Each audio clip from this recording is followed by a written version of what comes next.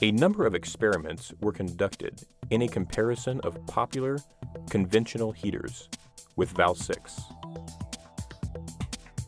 In order for our viewers to clearly observe and understand the difference, we demonstrated two commonly used conventional heaters, BTU rated 2 to 3 times higher than our valve 6.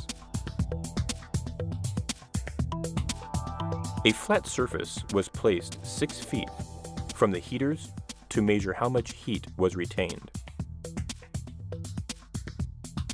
The thermal imager, also known as a forward-looking infrared, FLIR, was used to produce thermographs. The color palette that appears on the far right side of the thermographic image explains the relationship between colors and temperatures.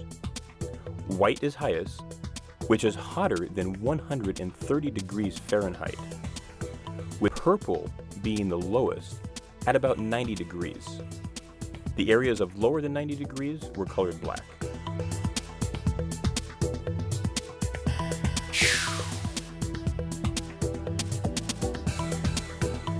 The two conventional heaters were only able to heat a limited area, even with 2 to 3 times higher BTU ratings. Our valve 6 unit was able to create a significantly larger and much hotter surface with only a fraction of the BTU. Please note that the pinkish white color in the center represents the highest possible temperature in this test, with the valve 6 at about 140 degrees Fahrenheit, compared to only about 120 degrees for the conventional heater, with a noticeably smaller center section. As this test clearly shows, there is no forced hot air coming from valve 6. With near perfect combustion, there is a totally dry heat that is radiated. Notice the difference in noise levels.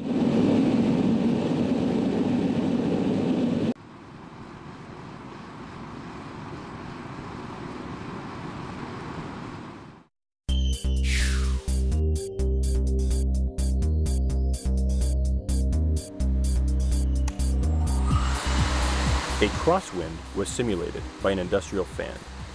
Here is the truth about heating under wind condition.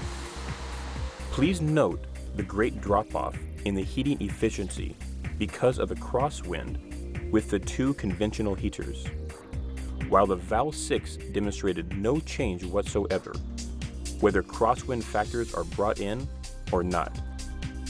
The radiant infrared heat from the valve 6 stayed true to its target, amazingly with no interference.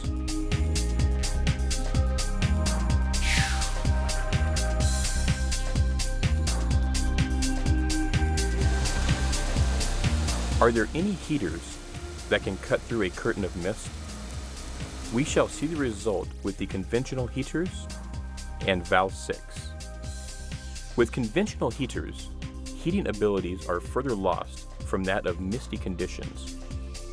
But with our valve 6, wind or mist will not affect its heating capabilities, unlike other heaters we know of.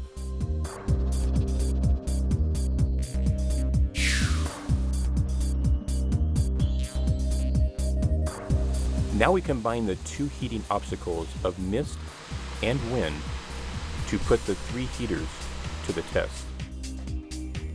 The results of both conventional heaters indicate even further temperature drops from wind and mist conditions.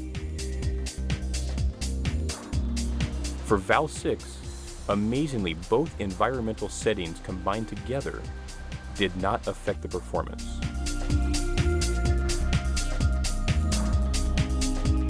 The heater's exhaust readings represent much about its efficiencies, and in this test, the measurement of carbon monoxide levels reveal more about their inabilities and limitations. For the red conventional heater, at 11 parts per million, and the orange conventional heater at 22 parts per million of carbon monoxide, which is a deadly and odorless gas, they are up to 20 times higher than Val 6, which is a mere 1 to 2 parts per million.